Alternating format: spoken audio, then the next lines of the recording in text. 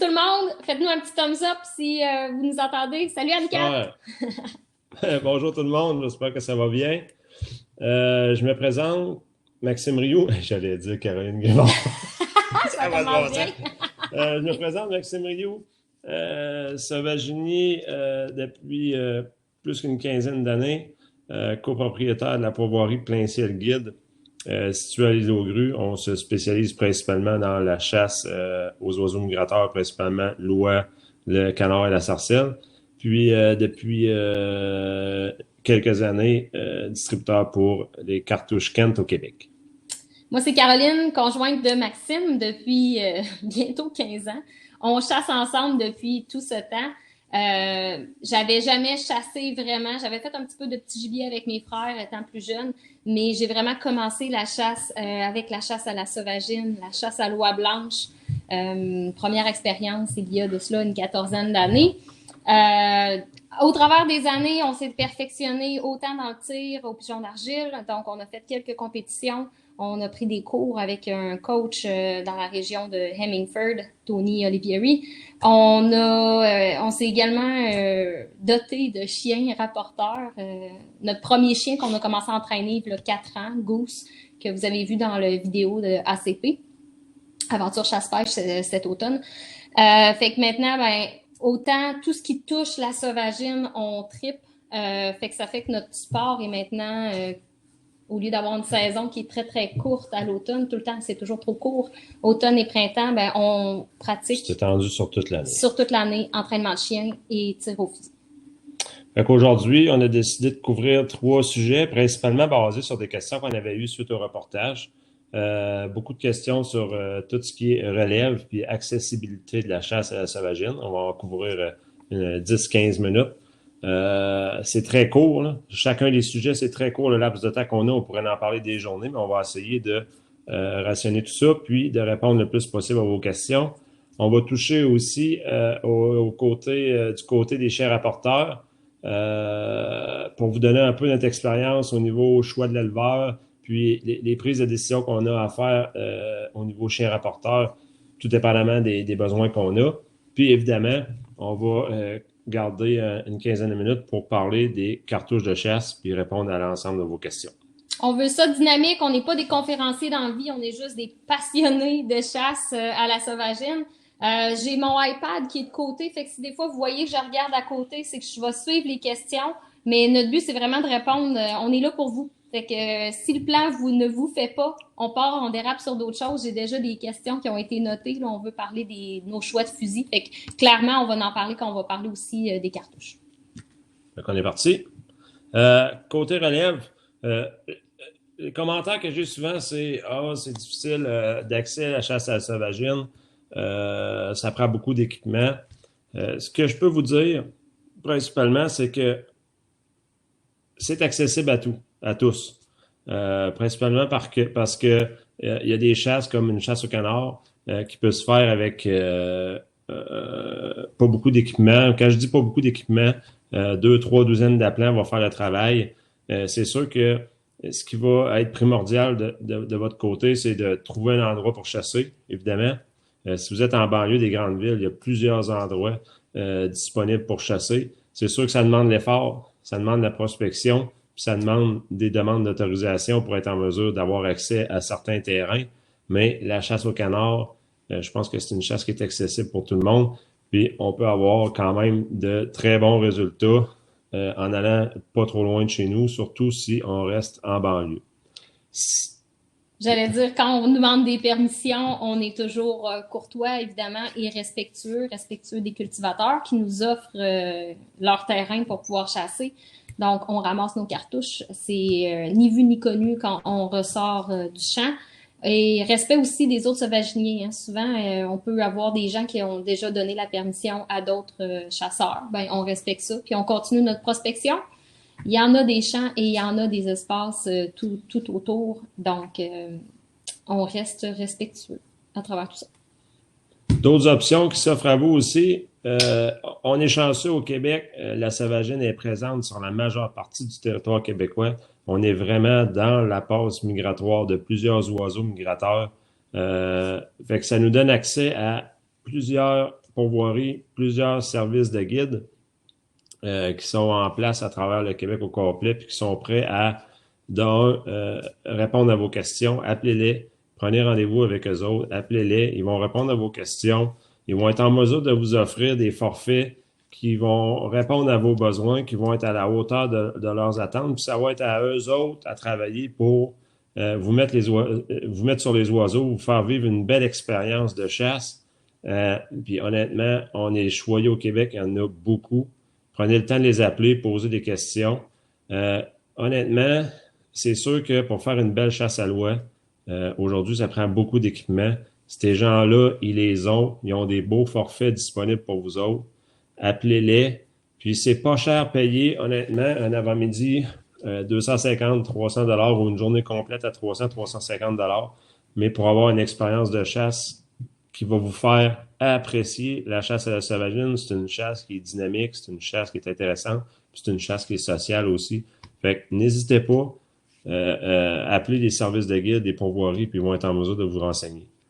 D'autres points intéressants aussi, de nos jours, les réseaux sociaux, ce qui est intéressant, c'est que ça nous donne une panoplie d'informations disponibles à travers les réseaux. Sur Facebook, il y a plein de regroupements de sauvaginiers. Inscrivez-vous, participez aux discussions, posez vos questions. Ceux qui veulent bien vous répondre vont vous répondre. Puis vous allez être en mesure d'aller chercher beaucoup d'informations à ce niveau-là, de l'information qui va être pertinente pour vous autres, pour vous aider à développer probablement un intérêt pour la chasse à la sauvagine. Dernier point, au niveau de la relève, c'est intéressant parce qu'il y a beaucoup de programmes au niveau de la relève, au niveau de la Fédération québécoise des chasseurs et pêcheurs. Ils ont tout le temps un programme annuel pour les gens en bas de 18 ans. Ils offrent des journées, il y a des concours aussi. Puis, abonnez-vous aux différentes pages des services de guide puis des guides parce qu'il y en a plusieurs au Québec qui offrent justement de la place pour la relève. Ils débloquent des dates parce que c'est tout le temps une semaine avant la semaine de l'ouverture.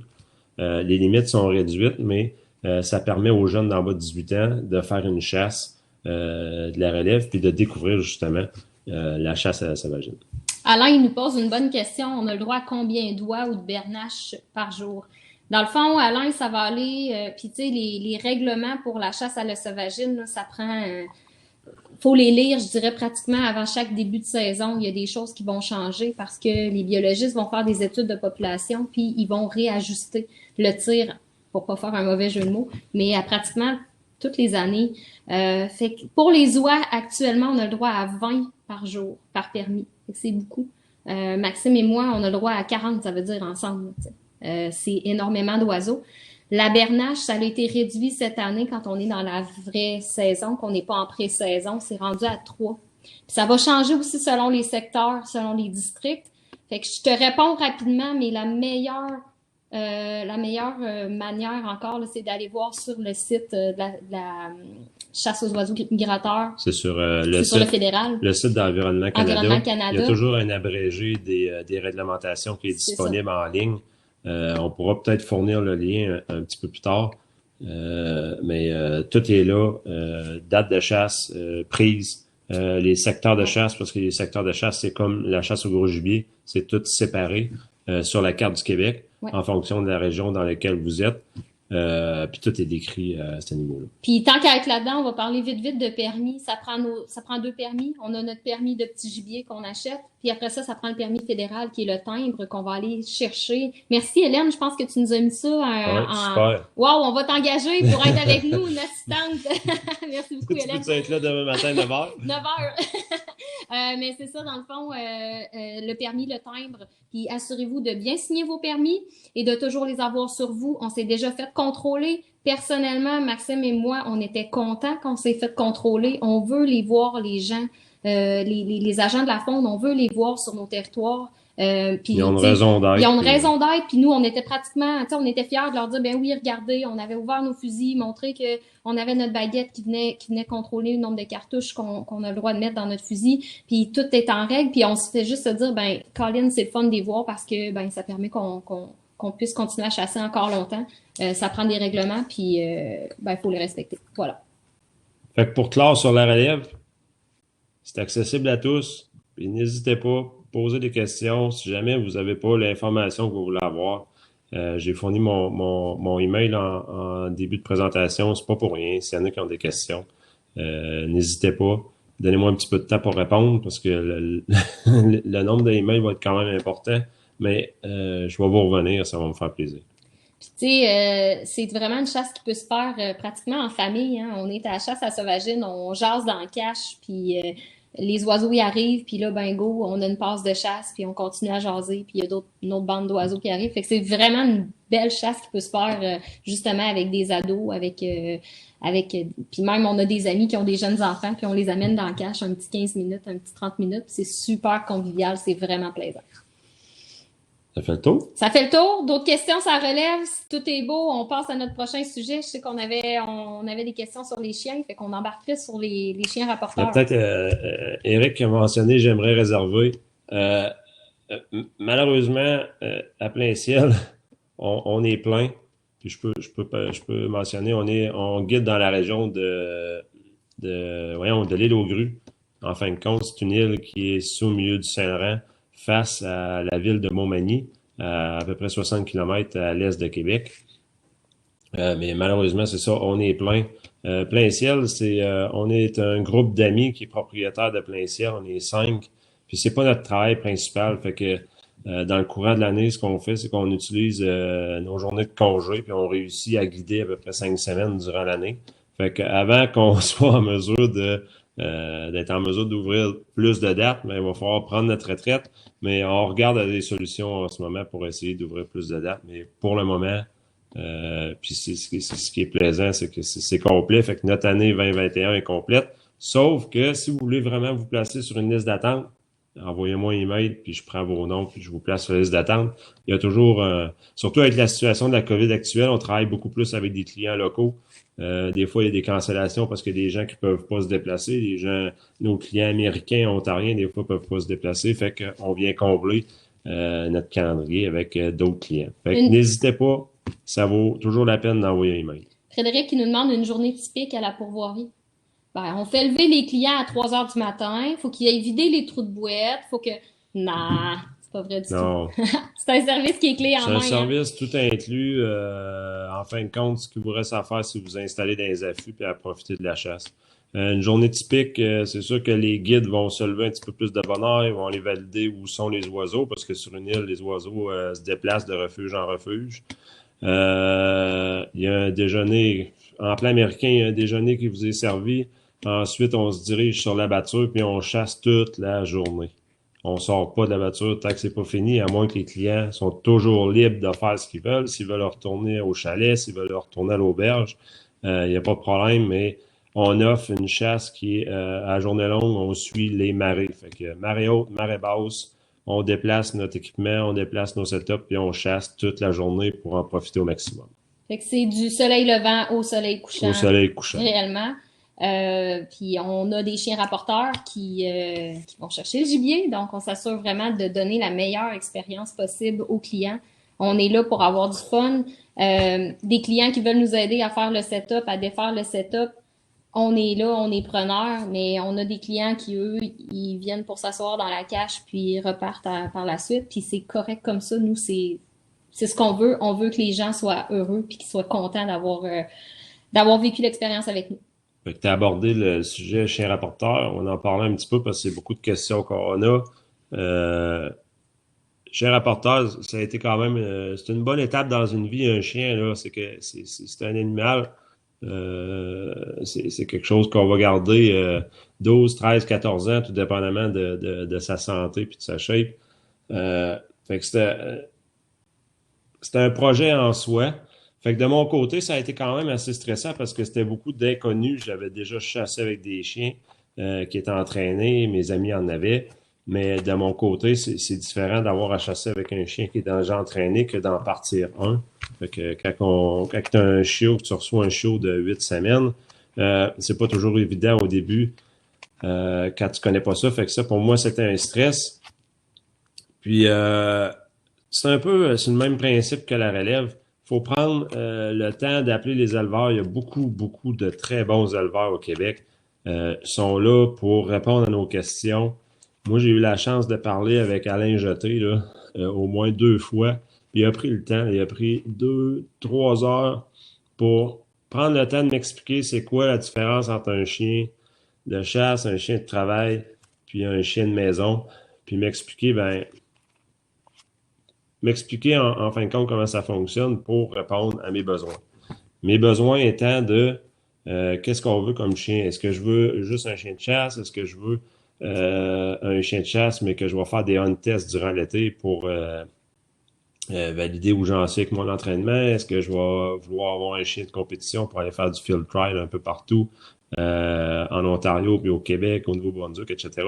Fait que ces gens-là sont là pour répondre à nos questions, puis nous encadrer. Fait que la première question qu'il faut se poser quand on prend un chien de chasse, quand on veut faire le choix d'un chien de chasse, un chien rapporteur, évidemment, il y a la race. Il y a plusieurs races qui sont disponibles. La race la plus populaire, c'est le Labrador.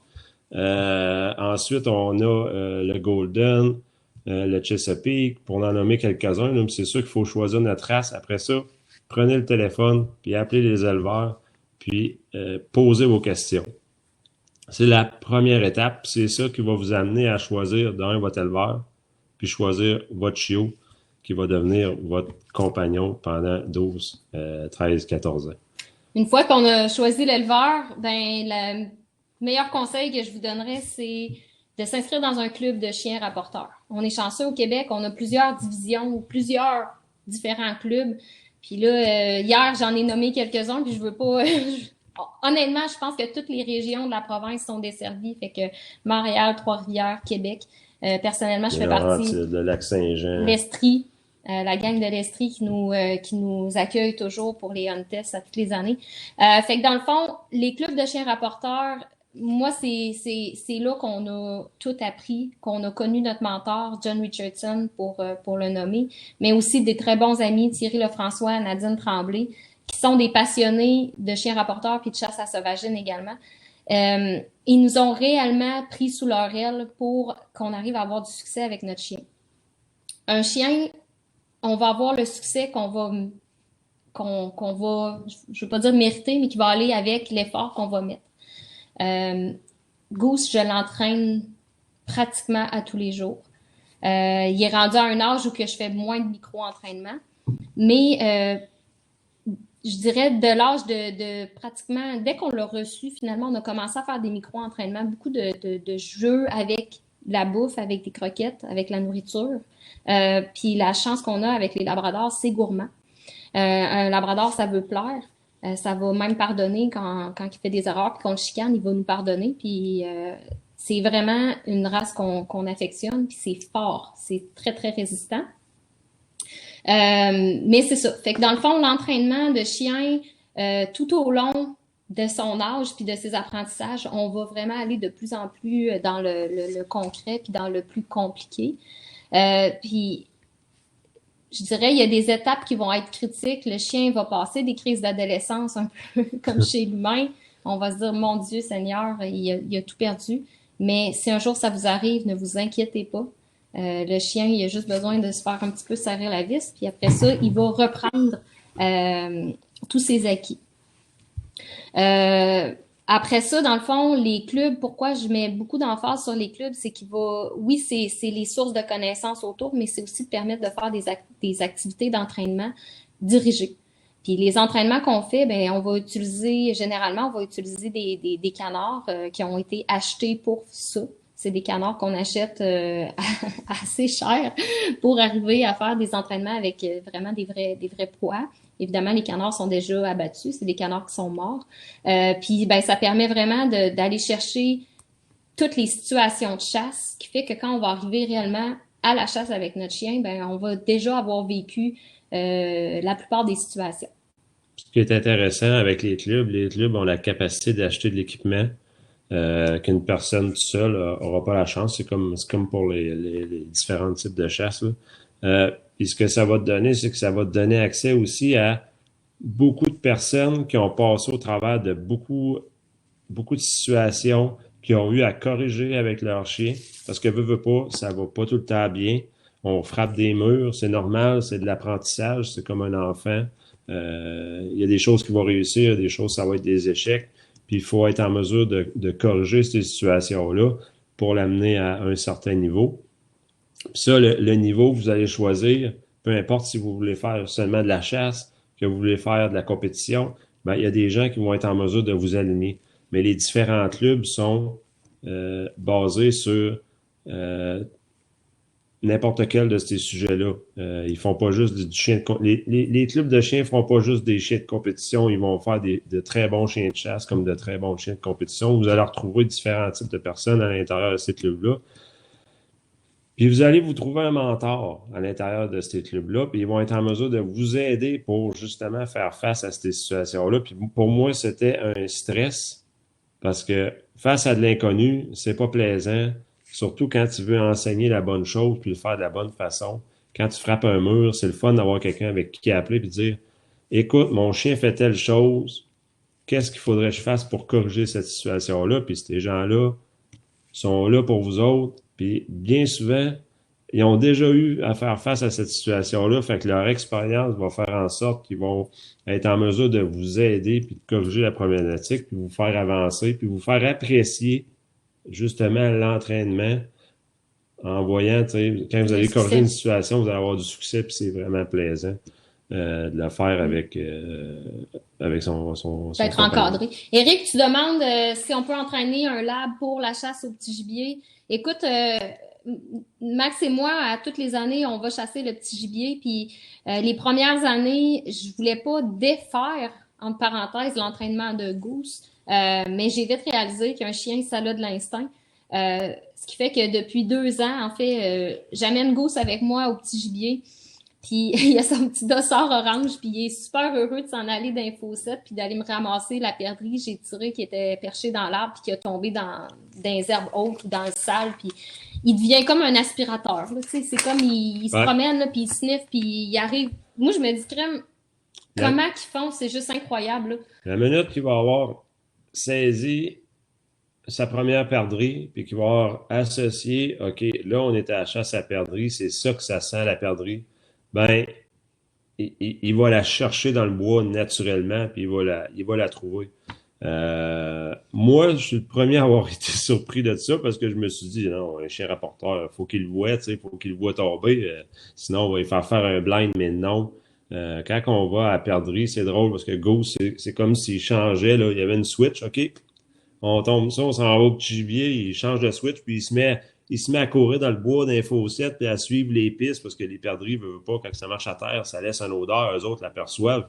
Fait qu'ils sont vraiment polyvalents, puis c'est assez incroyable ce qu'ils vont être en mesure de faire. Puis la perdrix, si elle est tombée dans le bois, c'est sûr et certain qu'il va la trouver dès qu'il va avoir associé l'odeur. Puis il va être en mesure aussi de vous en faire lever, parce que il y en a, ils sont tout le temps en famille, un petit peu, là, en tout cas, à l'endroit où on va, il y a beaucoup de familles, puis sont plusieurs dans les différentes couvées, fait qu'ils sont en mesure de les faire lever. Fait que oui, ça se montre à un labrador. Les labradors sont des éponges, anyway. On pourrait montrer n'importe quoi, lab, là. Mais oui, surtout quelqu'un qui veut pas nécessairement avoir un chien leveur. Il y a de très bons chiens leveurs. Qui veut vraiment rester avec le labrador pour faire la chasse à la sauvagine, puis avoir la possibilité de le faire au petit gibier, mais ça se fait, là, ça s'enseigne. Il y a beaucoup de chiens aussi, moi je les appelle un peu les hybrides, là, tu sais, que ça va être des pointeurs, mais qui vont aussi rapporter, tu sais, on a nos amis qui ont un chien, un poodle pointer. Même chose. Christian qui a son Springer. Son Springer. Qui fait le rapport aussi. Ça va vraiment, posez-vous la question, c'est quoi la chasse que vous faites le plus? Nous, pour nous, on est dans Sauvagine, donc c'était totalement normal qu'on ait réellement entraîné 100% pour un retriever. Puis, ben, le fait d'être capable de l'entraîner aussi, justement, pour la perdrix, ben, c'était, pour moi, ça a été, puis je dis l'entraîner, mais en fait, c'est l'instinct. Cette partie-là, c'est réellement l'instinct du chien qui embarque. Puis tu sais, je peux même vous conter une anecdote. Cet automne, on était à la chasse à Lille, puis on a une partie de la batture qu'on fauche. Puis à un moment donné, il y a un canard qui tombe, mais l'autre côté d'un fossé, puis la partie n'est pas fauchée. Fait que là, Max il dit OK, on le sait qu'il a tombé là, Caro part avec le chien. Fait que là, je pars avec le chien, je traverse le fossé, j'ai de l'eau plus qu'à la taille, là, tu sais, mes wetters, une chance que je les avais. J'arrive de l'autre côté, les herbes, je pense que Max, tu me voyais à peine à travers les herbes, puis là, je voyais juste Goose qui sautait, qui jumpait, puis là, je disais, oh mon Dieu, le chien, il ne retrouvera jamais le canard. À un moment donné, je l'ai vu, j'ai vu sa queue qui s'est mis à être dans les airs, puis là, il s'est reviré, puis là, il s'est mis à tourner, puis il me revient, puis il y avait le canard dans la gueule. Je pense que j'étais autant ébahie que lui. Lui, il était tout content, il était comme, maman, je te l'ai trouvé. C'est là que j'ai réalisé, je dis, OK, là, mon chien, il est rendu vraiment sa couche. Je m'attendais tellement pas à ce qu'il me le rapporte. Puis ça a été justement, je pense que c'était à l'ouverture, puis la fin de semaine d'après, on s'en allait à perdrix.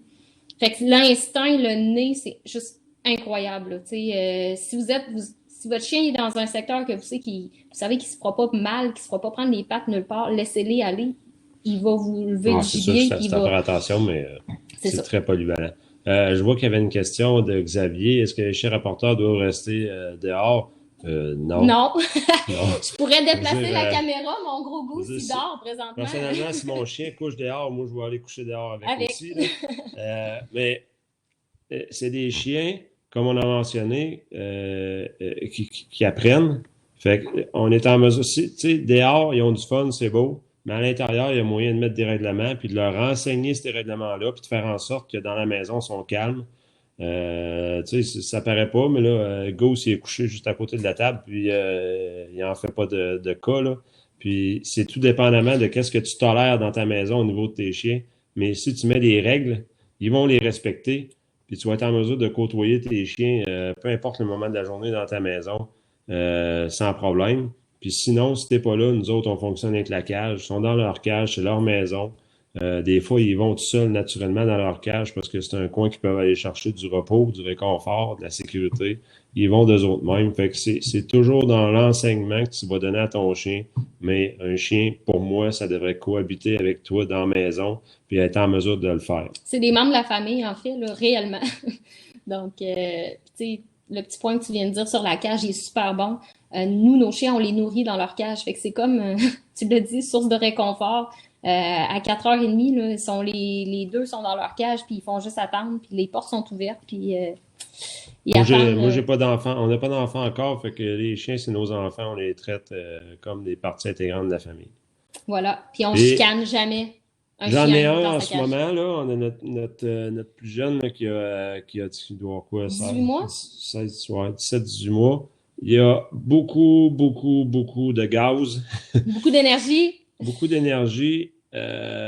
Faut être patient, mais ça s'enseigne. Il commence juste à se calmer dans la maison, mais on va réussir à l'avoir. On fait des périodes avec lui qu'on faut être avec lui, faut lui montrer quoi faire, faut lui donner de l'attention, mais tout se fait. Il y a vraiment des super bonnes aptitudes à la chasse, fait que c'est clair que la relève est bien partie là, de notre côté. Je pense qu'on va toujours avoir 2 chiens / 3 chiens qui vont rouler. C'est sûr qu'avec la pourvoirie, ça nous prend toujours des chiens entraînés. Ça fait partie de l'expérience de chasse. Mike, pour répondre à ta question, pourquoi on dit kennels? Parce que kennel, c'est une cage en anglais. Un kennel, ça veut dire une cage. C'est vraiment la définition d'une cage en anglais. Ouais. C'est pour ça que on emploie beaucoup les termes anglais pour l'entraînement de certains chiens. Il y en a qui vont adopter l'anglais, il y en a qui vont adopter le français. Mais ce qu'on aime de l'anglais, c'est que c'est plus directif.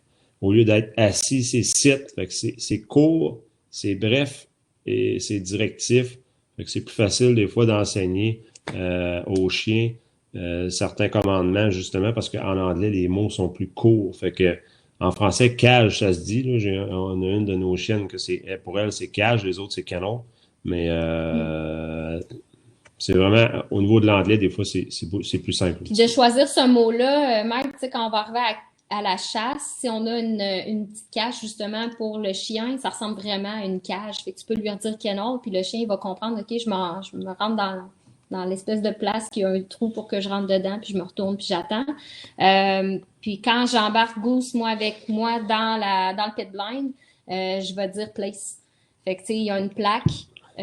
Puis même quand je suis sur le bord de la batture, j'ai tout le temps une plaque de bois pour pas que le chien soit assis dans le vase. Quand il fait froid, fin de saison, tu sais, j'ai pas le goût qu'il soit tout le temps assis sur la vase. Fait que j'ai une plaque de bois, puis je lui dis place. puis il s'assoit, puis il attend. Puis il comprend que place, je m'en vais là, puis j'attends, puis je regarde le ciel. En fait, même le chien devient nos ton yeux, radar. devient le radar. Dès que tu vois le chien, les yeux sont au ciel, avec les oreilles bien droites, là, tu dis, OK, il y a de quoi qui s'en vient. Les chiens, ils voient le mouvement dans le ciel, ils voient, puis probablement plus loin que nous. Fait que là, ben, on se dit, OK, t'as peu, il y a des oiseaux qui s'en viennent. Puis là, le chien, lui, il reste bien fixé ces oiseaux jusqu'à ce qu'on les fasse tomber. Fait que c'est un autre lien aussi qu'on crée à chasser avec un chien, là, que, je me souviens, Alain nous l'avait dit, vous allez chasser avec un chien, puis après ça, vous voudrez plus jamais chasser sans votre chien. Fait que le dicton qui dit le chasseur sachant chasser sans son chien, ben c'est vrai. J'ai vu un petit peu plus haut, là, Alain, je pense. Alain, ouais, tu as mentionné que tu avais perdu un de tes chiens là, pour la dysplasie de la hanche. Là. Ça nous est arrivé aussi. Là. On a eu notre première chienne était impactée par la dysplasie de la hanche. Faites attention quand vous allez choisir vos chiots. Assurez-vous de poser la question aux éleveurs.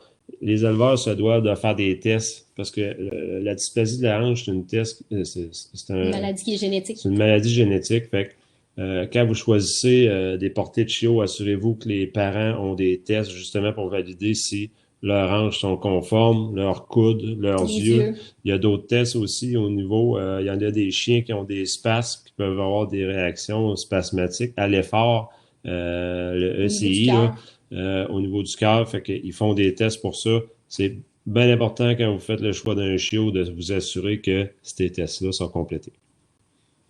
Fait que nous autres, je pense que ça fait le tour pour le chien rapporteur parce que on avait pris un peu d'avance, mais on l'a perdu. Enregistrement ici, Martin, oui, c'est vrai aussi. C'est justement ça. Quand on va chercher un éleveur consciencieux, l'éleveur a fait ses devoirs, puis ils feront pas non plus, tu sais, on veut pas aller dans les usines à chiots, on veut en fait rien savoir de ça. L'éleveur, vous faites le choix de l'éleveur, puis généralement, il doit vous donner un accompagnement aussi avec l'achat du chiot. Ça vaut vraiment la peine. Comme Max l'a mentionné, c'est 12, 13, 14 ans de sa vie, en fait. Le chien, on l'a pour la vie, pour sa vie. Oui. Donc, c'est vraiment pas le... Les éleveurs vont vous donner une garantie face à ces problèmes génétiques-là. Dans la région de Québec, Eric, c'est le CCRQ, donc le Club du chien rapporteur de Québec. Max et moi, on est sur le CA du club. Thierry Lefrançois, c'est le président. Tu peux aller voir aussi, Eric, on a le site Facebook du Club de chiens rapporteurs de Québec. Ça va nous faire un grand plaisir si tu te joins à nous au printemps de te donner un coup de main avec ton chiot. On est vraiment du monde passionné, puis ça vient vraiment d'une grosse famille, là. Le chien rapporteur, là, c'est plaisant au bout. Alain, oui, tu peux. Alain, pour les nombreux éleveurs, là, il y a beaucoup de posts sur le groupe du Club de chiens rapporteurs. Il y a beaucoup de gens qui s'informent à savoir quel éleveur pour le Labrador, quel éleveur pour les Chesapeake. C'est sûr que tu vas trouver ces informations-là. Si jamais ça répond pas à tes questions, écris-moi un mail puis je vais pouvoir te renseigner. Stéphane qui demande à quel âge qu'on commence à entraîner la chasse. Le plus jeune a seulement 1 an. On parle pour le chien, Stéphane, juste à être sûr. Oui, j'imagine que oui, on entraîne. Comme on mentionnait, nous, quand on reçoit nos chiens à l'âge de 8-9 semaines, on fait déjà des micro-entraînements. Donc, on va asseoir le chien, puis on va lui dire le site, par exemple, puis on va lui donner la nourriture, puis on va lui dire son nom pour aller vers son bol de nourriture. Mais Conrad Langlois, Conrad Langlois a fait 2 très beaux documents sur le micro-entraînement, puis même si ton chien a 1 an, il n'est pas trop tard pour le faire. C'est disponible en ligne. Je veux dire, c'est disponible en ligne. Vous pouvez contacter Conrad Langlois sur sa page par Messenger, puis il va être en mesure de vous les vendre, les 2 documents, mais c'est vraiment la meilleure base qu'on peut pas donner à notre chiot. 1 an, il n'est pas trop tard. Il est encore très malléable. Mais c'est le micro-entraînement par courte période, parce que le chien, on va le blaser ou on va le fatiguer trop, puis un chiot, ça a besoin de se reposer. Si on veut pas le blaser, c'est de courtes périodes d'entraînement. On parle de 5 minutes, là, 2 fois par jour à faire du micro-entraînement, mais c'est assez surprenant les résultats qu'on est capable d'avoir avec ça. Puis ça fait une grosse différence sur le futur du chien. Très grosse différence. Fait que Conrad Langlois, communiquez avec lui, il va être en mesure de vous envoyer les documents. Sinon, encore une fois, faites appel Au au club de club chiens. de chiens. Les autres aussi vont être en mesure de vous fournir de l'information.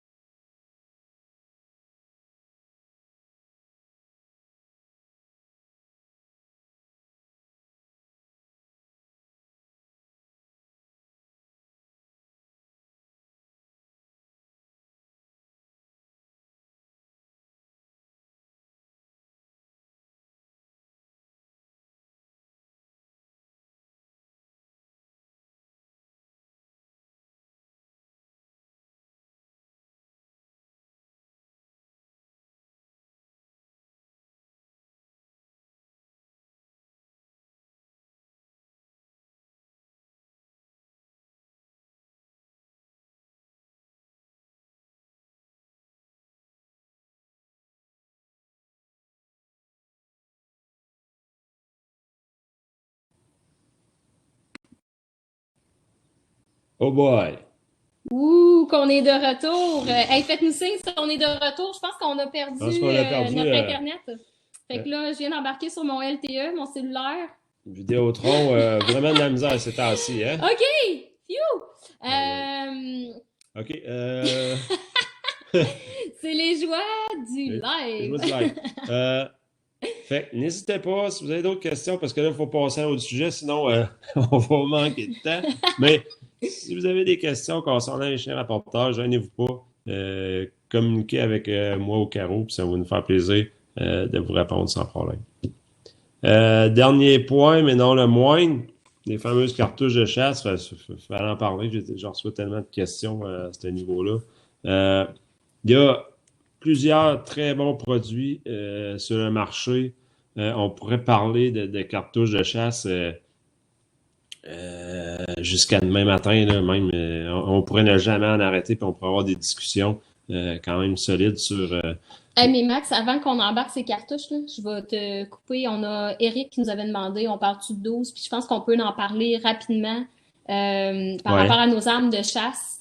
ouais. Personnellement, puis Eric, je vais te dire, un arme, là, c'est quelque chose que tu vas choisir, que tu vas t'épauler, que tu vas essayer en magasin, tu vas prendre le temps de t'épauler, puis tu vas sentir comment tu te sens dedans.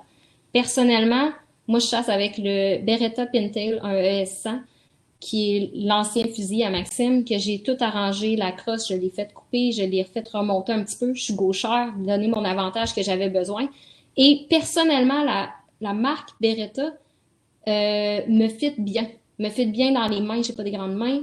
Fait que je prends n'importe quel Beretta, ça c'est mon fusil de tir ici. Excuse-moi Max, je vais te le passer. Euh, c'est mon fusil de tir, c'est un Beretta aussi. Puis encore une fois, j'ai fait ajuster la crosse. Celui-là, c'est dans le 20 gauge, mais en fait, c'est que moi, Beretta me fit très, très, très, très, très bien. Max, lui, il chasse avec le Benelli Moi, je chasse. Ben, SBE2, tu sais, Super Black Eagle. c'est un choix personnel, mais tu sais, j'ai essayé Browning Maxus aussi, très bon produit également. Mais tu sais, faites le tour des magasins, puis épaulez-les, essayez-les. Des fois, il y a des activités l'été dans les différents clubs de tir. Les différents fabricants sont là. Allez les essayer, posez des questions, manipulez-les. Puis si quelqu'un vous dit, ben, vas-y pour le Browning, ben, vas-y, va l'essayer, épaule-le, puis tu vas voir comment est-ce que tu vas te sentir avec le fusil entre les mains. Mais c'est bien important les manipuler avant de faire un choix, là. Puis Eric, ça va aller aussi avec ton budget. On peut y aller avec des actions, ça va être un pompeux. Tu peux aller avec du semi-automatique. C'est sûr que le budget peut parfois aussi driver le choix. Mais la meilleure recommandation que je te donne, oui, je sais, là, on est en COVID et tout, mais va essayer, va vraiment les épauler. Puis, tu sais, quand on dit épauler un fusil, c'est pas juste, ah ouais, je pense qu'il me fit. Non, prends le temps, tu montes à ta joue, tu l'essaies. T'es-tu bien dans ton épaule? Est-ce que. Puis, ben, ce qu'il faut toujours se souvenir, c'est que la crosse aussi peut être ajustée selon la longueur, le poids. On peut même rajouter du poids si on sent que le fusil est trop léger. Maxime, il a une bonne carrure. Il a mis du poids, lui, sur son SBE2 pour avoir plus de contrôle au niveau du fût. Fait qu'il a juste rajouté une pièce qui met plus de lourdeur sur le devant du fusil pour pas que, quand il s'épaule, que ça swing, puisque son fusil de tir est beaucoup plus pesant.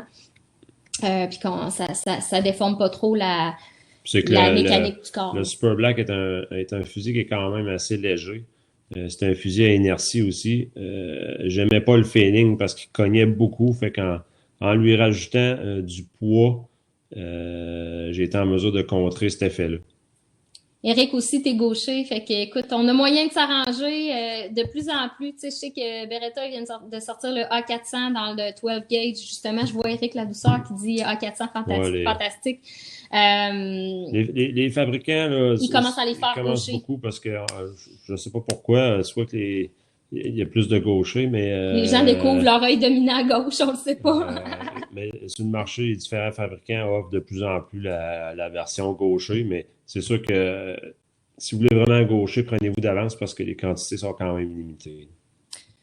On embarque sur les cartouches. On a Benoît qui demande du 3 pouces puis du 3 pouces et demi.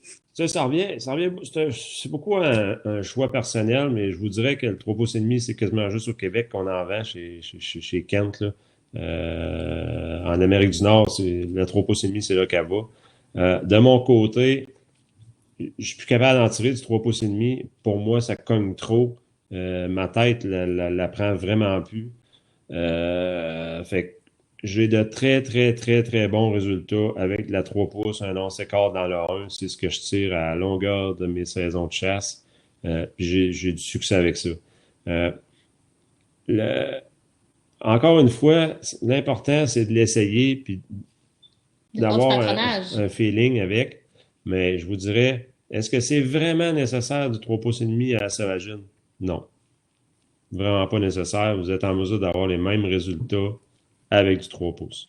Tant qu'à moi. Mais ça, c'est une opinion personnelle. Ce qui est important, c'est prenez une journée là, dans votre été. On le sait, là, les chasseurs de gros gibier, ils prennent le temps de se pratiquer puis de voir où leur carabine tire, c'est quoi la précision de leur carabine. Ben, faites la même chose avec vos fusils. Prenez le temps de vous installer puis de faire du patronage. Patronage veut dire installez-vous à la distance que vous avez l'habitude de tirer votre gibier. Puis faites votre test, regardez où vous tirez. Tirez dans un plywood avec une feuille blanche dessus d'un minimum de 30 pouces de large. Faites-vous une cible. Non, je l'ai plus. Ah, excuse. Faites-vous une cible, puis tirez au centre de cette cible-là, puis regardez de quoi ça a l'air votre patron pour voir justement vous tirez où. C'est important de savoir où on tire. Ça va peut-être vous révéler certains problèmes. Même moi, l'année passée, j'ai réalisé que je tirais trop haut en haut à gauche. Fait que j'ai fait quelques petits ajustements. Parce que maintenant, les fusils là, des différents manufacturiers, on peut les ajuster. Il y a des cales disponibles avec les différentes armes à feu, fait qu'on est en mesure de les ajuster. Fait que le fait de faire des tests de patronage de cette façon-là, vous allez être en mesure de voir où vous tirez, puis d'être en mesure de vous ajuster s'il y a problème. Fait qu'une fois qu'on a patronné, on sait que notre fusil est bien ajusté. On connaît aussi la gerbe de plomb, comment est-ce qu'elle va se répartir. Les autres pratiques qu'on peut faire, c'est le pigeon d'argile. Le pigeon d'argile va venir travailler les avances. Un oiseau, ça vole, ça l'avance. Fait que si on tire sur l'oiseau au moment qu'on presse la gâchette, ben l'oiseau il est parti, puis la gerbe de plomb va passer en arrière de l'oiseau, selon la vitesse évidemment de l'oiseau. Fait que ça, c'est super important. Le pigeon d'argile va permettre de se pratiquer, à se dire, OK, il faut que j'aille en avant du pigeon d'argile. Un pigeon d'argile, ben, c'est une circonférence, c'est quoi? C'est 100 cm, je pense, de diamètre, en fait. Puis, ce que ça fait, c'est que si on arrive à faire du pigeon d'argile, ben, l'oiseau qui arrive, qui est encore plus gros, ben, on va imaginer que la tête de l'oiseau, ça se trouve avec le pigeon d'argile, puis on s'assure d'essayer de viser vraiment au niveau de la tête pour le moins possible briser la viande de l'oiseau. Parfois, je veux dire, ça se passe vite, fait que Ça, c'est dans les conditions optimales. Là. On se crée l'image. Mais bref, le fait de se pratiquer, puis de se pratiquer aussi avec ses cartouches. Tu sais, Max, souvent, tu vas parler des chokes. Il y a un autre point, mon autre point, ça serait d'amener le fait que c'est important aussi de valider, tout dépendamment du choke qu'on utilise, parce qu'en ce moment, sur le marché, il y a vraiment, vraiment beaucoup de chokes de disponibles. On a des chokes standards. Quand je dis choke standard, je parle d'un choke IC, un mod, un light mod, un full. C'est ce que je considère un choke standard qui vienne avec l'achat de votre arme. Sinon, vous avez tout ce qui est Wad Stopper. Wad Stopper, on parle de Pattern Master, Wad Wizard, Carson, Briley, pour n'en nommer que quelques-uns. Fait que testez vraiment ce que donne la cartouche que vous utilisez avec votre choke que vous avez pour être en mesure justement de voir qu'est-ce que ça donne. Est-ce que ça donne un patron serré? Est-ce que ça donne un patron avec des trous à l'intérieur? Le fait de valider tout ça, ça va vous donner une chance parce que ça va vous permettre justement, quand vous tirez sur les oiseaux puis que ça tombe pas, d'être en mesure de vous ajuster puis d'avoir une vision de qu'est-ce que ça a l'air en haut quand vous êtes en période de chasse. Éric, tu posais la question, t'aimes-tu mieux la 1 ou la 2? Personnellement, Max, on chasse beaucoup avec du 1. Moi, je chasse 3 pouces, un 11/4 dans la 1 tout le temps. Je vous dirais, en période de loi blanche, là, c'est ce que j'utilise avec un choke Wad Wizard Extended. C'est un choke qui donne des résultats quand même assez serrés, mais c'est un choke que j'appelle on-off. C'est pas un choke que je donnerais dans les mains d'un débutant, là, parce que c'est un choke qui pardonnera pas. Ça donne un shot string qui est vraiment une grandeur de gerbe qui est vraiment réduite pour densifier les billes dans les airs pour que quand l'impact se fait sur l'oiseau, que la gerbe soit très, très dense puis condensée. Ça va être... C'est quasiment pas pardonnable. Pour quelqu'un qui débute, il y aura peut-être pas de succès au début avec ce genre de choke-là, puis je le conseille pas. J'irais plutôt avec un choke mode pour commencer, puis après ça, par la suite, y aller vers un Wad Stopper. Mais le 1, pourquoi j'ai choisi le 1? Parce que tout dépendamment, avec les tests qu'on a faits dans le passé, puis on en fait à chaque année, encore l'année passée, on en a fait ensemble les tests de patronage, puis c'est tout le temps le 1 qui revient. Qui donne le meilleur patron. Qui donne le meilleur patron avec le choke que j'utilise. Puis le point aussi que tu dis souvent, c'est que nous, en étant à l'île aux grues, on peut être en train de chasser l'oie blanche, puis il y a un canard qui va nous arriver dans le setup ou une sarcelle qui va passer. Ben, si t'es avec du bébé, tu vas peut-être plus ramasser de la viande hachée que ton gibier. Ouais. Fait que c'est une bonne bille qui est quand même polyvalente, mais quand on commence à l'ouverture, en fait, cette année, tu m'as fait chasser canard. J'étais avec quoi donc? J'étais avec du 6? C'est Kent fait une cartouche, il l'appelle la Teal Steel. C'est une cartouche qui est développée pour la sarcelle. Mais c'est une cartouche que j'affectionne particulièrement parce que il y a beaucoup de billes. Le fait que la bille soit plus petite, la cartouche contient quasiment 300 billes de numéro 6. Fait que 3 pouces, un 11/4 dans le 6. Même choke, Wad Wizard. En début de saison, c'est ce que j'utilise sur les canards, puis ça donne des résultats incroyables. Le nuage de billes qu'on lance en avant des oiseaux est tellement dense que c'est les résultats sont très, très bons. Mais en fin de saison, rendu au mois de novembre, ben, peu importe ce qui passe, j'utilise du 1. Fait que c'est très, très, très polyvalent là, comme cartouche. On arrive déjà à pratiquement 50 minutes, Max. Ce que je vais faire, je vais peut-être prendre 2 secondes là, pour vous présenter un petit tableau comparatif. Ceux qui voudraient le recevoir, écrivez-moi un email, puis je pourrais vous l'envoyer. Mais c'est quand même intéressant, là. Ce que ça montre, c'est les différentes grosseurs de billes. Avec le différent matériel utilisé pour faire la bille. Tu sais, ici, on a l'acier, on a le bismuth, on a le plomb, puis le tungstène. Avec les différentes densités, parce que j'avais beaucoup de de questions par rapport à hey, c'est quoi le bismuth, c'est quoi son poids par rapport au plomb, par rapport à l'acier. Fait que ça vient vous dire aussi la quantité de billes selon le matériel utilisé, selon les grosseurs de billes aussi.